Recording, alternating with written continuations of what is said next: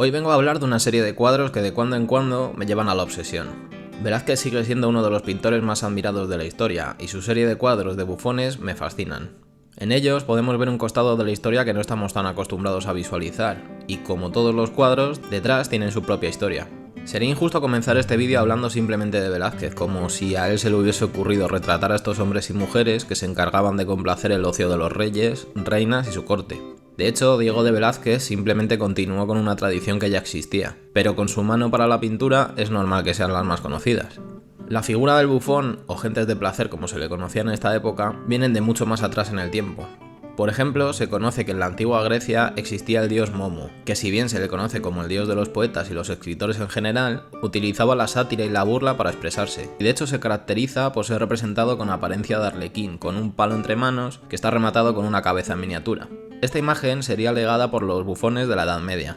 Se sabe también que el hermano de Atila, llamado Bleda, con quien reinó de manera conjunta, iba siempre acompañado de un hombre llamado Cercón. Era un bufón de baja estatura y con deformidades al que capturaron en Constantinopla, y al que como motivo de burla casaron con una mujer noble. Luego Atila a su hermano por vete tú a saber qué, y Cercón volvió a Constantinopla, tristísimo porque ya no estaba junto a su mujer. Los emperadores romanos también tenían bufones. Calígula tenía un actor que entretenía su ocio, su nombre era Apeles. Un buen día le preguntó quién era más grande, si el dios Júpiter o él mismo.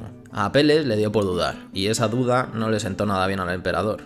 Así que le sustituyó Batinio, un hombre con enanismo que al parecer era muy gracioso y se enteraba de todos los cotilleos. Calígula duró poco más y le sustituyó Nerón, quien tenía mucha confianza en Batinio, tanto que pasó de ser un simple bufón a ser un informador del emperador.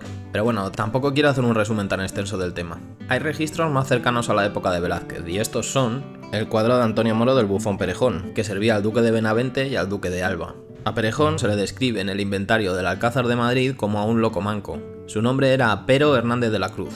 Gozaba del favor de Felipe II, con quien fraguó relación desde que este era príncipe. Tanto es así que existe el registro que desde la casa del bufón, Felipe II vio una corrida de toros en el año 1554. No es su único cuadro sobre bufones. En tierras flamencas, de donde este pintor era natural, también retrató al enano del cardenal Gran Vela. Juan Sánchez Cotán retrató en 1590 a Brígida del Río, la barbuda de Peñaranda. Era una mujer tan conocida en la época que apareció en varias obras literarias. Incluso Cervantes la menciona en la segunda parte del Quijote. Estaba al servicio de la corte simplemente dejándose ver. Este cuadro, al parecer, lo encargó el propio Felipe II. En la parte superior del cuadro se puede leer que tenía 50 años en el momento en el que posó para el pintor. A otra mujer barbuda pintó José de Rivera. Su mecenas, el virrey de Nápoles, mandó llevarla hasta su palacio simplemente para retratarla. Su nombre era Magdalena Ventura. En el cuadro posa junto a su marido, mientras que da el pecho a su hijo. No lo puedo mostrar por la norma de YouTube. La inscripción a la derecha de Magdalena reza en latín: el milagro de la naturaleza. Debajo se cuenta también que Magdalena era napolitana, que tenía 52 años de edad, y cómo le comenzó a crecer la barba a los 37 años, a pesar de haber dado a luz a 3 de sus hijos.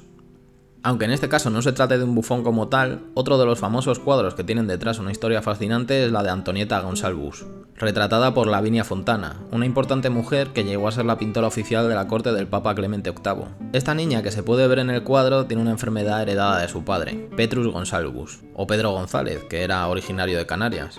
Tenía hipertricosis, lo que hizo que todo su cuerpo estuviese cubierto de pelo. Se le capturó, según se cuenta, por corsarios en Tenerife y fue llevado hasta Francia, donde sirvió como atracción del rey Enrique II, teniendo solamente 10 años de edad. Recibió buena educación, vestía ropas caras y tenía buenos modales, lo que le sirvió el apodo del salvaje gentilhombre. Su señor, por las heridas provocadas en una justa, y el reino quedó al cuidado de la reina, Catalina de Médicis, que le buscó una esposa para que tuviese hijos salvajes. Tuvo ni más ni menos que 7. Existen otros 2 cuadros de los hermanos de Antonieta, Henry y Madeleine. Esta historia al parecer sirvió de inspiración para La Bella y la Bestia. La niña, que está pintada con simpatía y dulzura, lleva en sus manos una carta donde se resume la historia de su familia. Metiéndonos ya en la vereda de Velázquez, retrató a estos bufones bajo el reinado de Felipe IV, que ya era un poco bufón el mismo de por sí. Cuando era joven se le retrató junto a Miguel de Soplillo, un enano que formaba parte de su propiedad. Aunque se ha interpretado la posición de la mano del entonces príncipe sobre la cabeza de Miguel de Soplillo como un acto de benevolencia, a mí personalmente me parece que este gesto le quita dignidad al bufón, que es precisamente lo que más destaca de la serie de cuadros del pintor sevillano. En orden cronológico, el primero de estos cuadros sería el del bufón llamado Don Juan de Austria. Se sabe muy poco de él, de hecho en ningún lugar consta su verdadero nombre, lo que ha dado a pensar que quizás se le bautizase así. La datación de este cuadro se vale de un registro en el que se escribió que este bufón recibió como regalo un traje de terciopelo en tonos negro y rosa, como el que lleva precisamente en el lienzo, en el año 1632. Este bufón interpreta a don Juan de Austria, hijo de Carlos I de España y V de Alemania y héroe de la batalla de Lepanto. Se sabe además que sirvió en la corte hasta el año 1654. Del cuadro llaman la atención el rostro del bufón, que muestra miedo y fragilidad al mismo tiempo que interpreta a un héroe bélico, y el fondo, en el que se muestra una batalla naval. Por lo demás, este personaje sigue y seguirá siendo un misterio. Continúa la serie con el cuadro de Pablo de Valladolid, que pese a su nombre era natural de Vallecas. Se le denominan los registros como truán, que es el nombre que hace referencia a que no tenía ninguna deformidad o característica física o mental especial, aunque estaba dentro de las gentes de placer igualmente. Era actor y cómico. Se sabe que estuvo en la corte desde 1633 y que se le concedió aposento fuera del alcázar.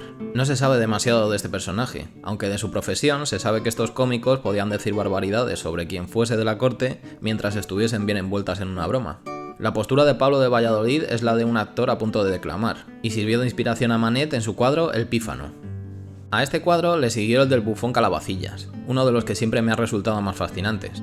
Su expresión y su postura sentado en el suelo, la manera en la que junta sus manos me parece que muestra su personalidad de una manera vivísima. Su nombre era Juan Calabazas. De su historia se sabe que sirvió antes al cardenal infante Fernando de Austria, el hermano de Felipe IV.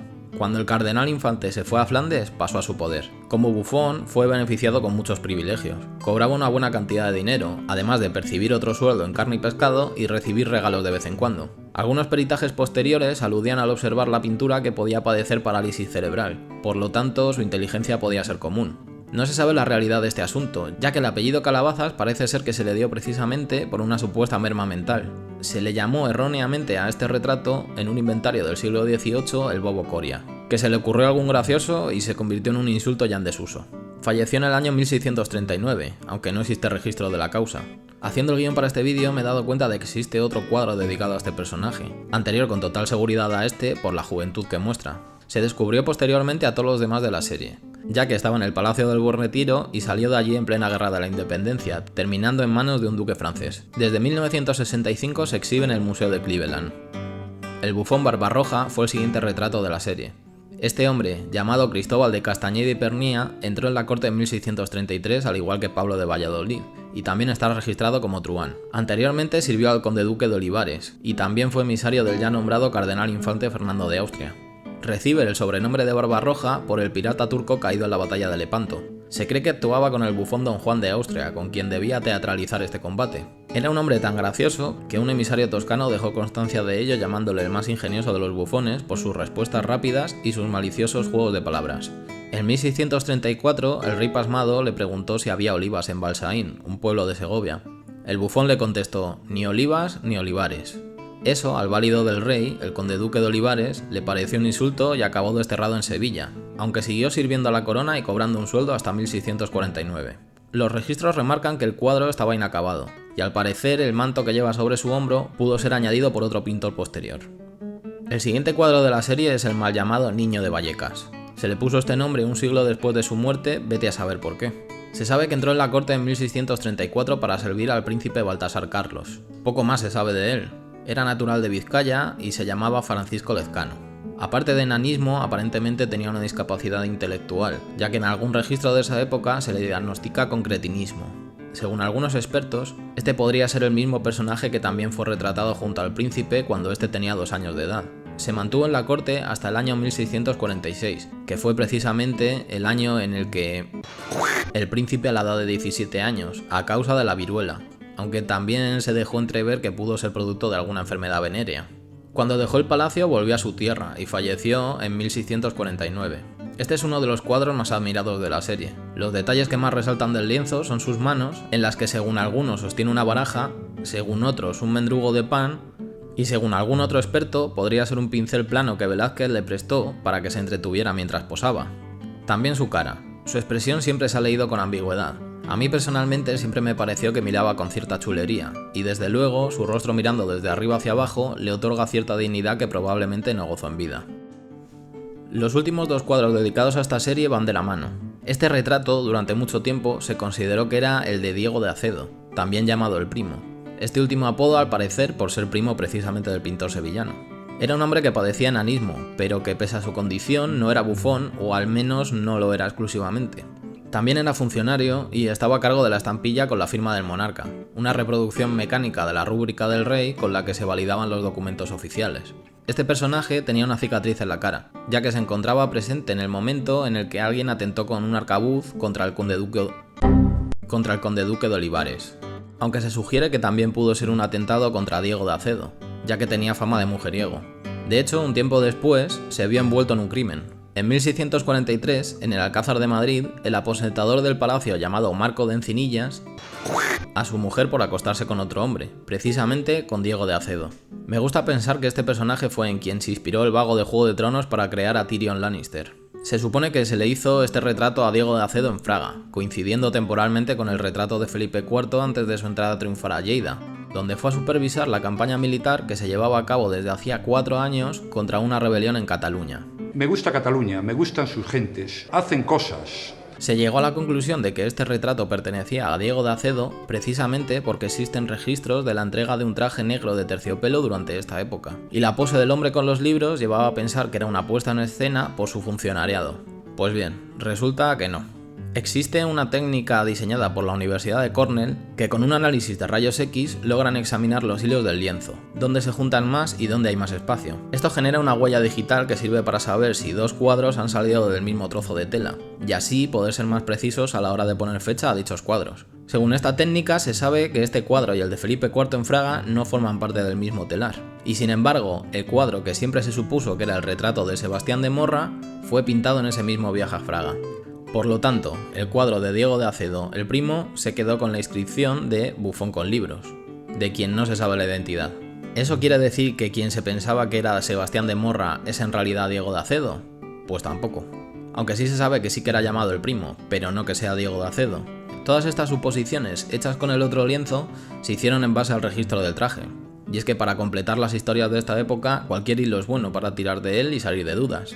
Y Sebastián de Morra, que tenía su propia historia, la de un hombre con enanismo de origen flamenco que sirvió al príncipe Baltasar Carlos, se queda también sin rostro. Hay registros del cuadro de Diego de Acedo, por lo tanto debió existir, pero se da por perdido. Así pues, estos 2 cuadros envuelven un misterio que será eterno. La última referencia a estas gentes de placer de mano de Velázquez se encuentra en su cuadro más famoso, Las Meninas.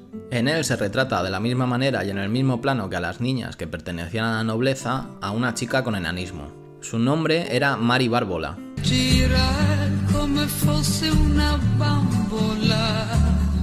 Era alemana y tras su señora se unió a la corte en 1651. Donde servía a la reina Mariana de Austria y a la infanta Margarita, la que sale en el mismo cuadro. Esta mujer sirvió durante mucho tiempo en la corte, de hecho vivió la herencia del trono a Carlos II y hasta la guerra de sucesión que le seguiría. Con la llegada de Felipe V, al que aparentemente aquello de los bufones le parecía una moda pasada, le tocó hacer el petate y volverse a Alemania. Después de que Velázquez, Juan Carreño de Miranda tomaba el puesto de pintor de cámara de Carlos II, y durante esta época retrató también al menos a 2 bufones. El primero, llamado Francisco Bazán, un hombre de... vaya por Dios... ciudad en la cual vivía en una institución para personas con problemas mentales llamado Casa de Gracia. Lo llevó hasta la corte Juan José de Austria, hijo ilegítimo de Felipe IV, y de hecho a este bufón se le consideró su espía. Se le conocía como alma del purgatorio, pues siempre repetía que se encontraba allí y al parecer tenía una memoria prodigiosa, detalle que a un espía le viene genial. En la pintura se puede ver que Juan Carreño también retrataba a los bufones con dignidad y humanidad. También retrató a Eugenia Martínez Vallejo, una niña a la cual apodaron como la monstrua por su gran tamaño. Llegó a Madrid en 1680 y no formaba parte de la corte, por lo que se piensa que debía ser una atracción en las fiestas de la realeza. Por entonces tenía solamente 6 años de edad y ya pesaba más de 70 kilos, y aunque en este cuadro posa con dignidad y con ropas caras, existe otro donde le hicieron posar desnuda para el pintor. En 1945 Gregorio Marañón se refirió a ella como el primer registro de síndrome hipercortical, aunque posteriormente también se pensó en el síndrome de Prader-Willi, a los 25 años de edad. Y hasta aquí hemos llegado. Yo desde luego me he quedado muy a gusto. Escribiendo el guión he descubierto muchísimas curiosidades que hacen que ahora toda esta historia me guste aún más. Y espero que a ti que lo estás viendo te haya producido el mismo sentimiento. Suscríbete, que lo mismo no lo sabes pero es gratis, dame un me gusta que tampoco cuesta nada y ya si te viene muy arriba puedes comentar lo que te dé la gana. Y si no, ya sabes. ¡Vaya usted a la mierda! ¡A la mierda! En alto, delante de todo el mundo.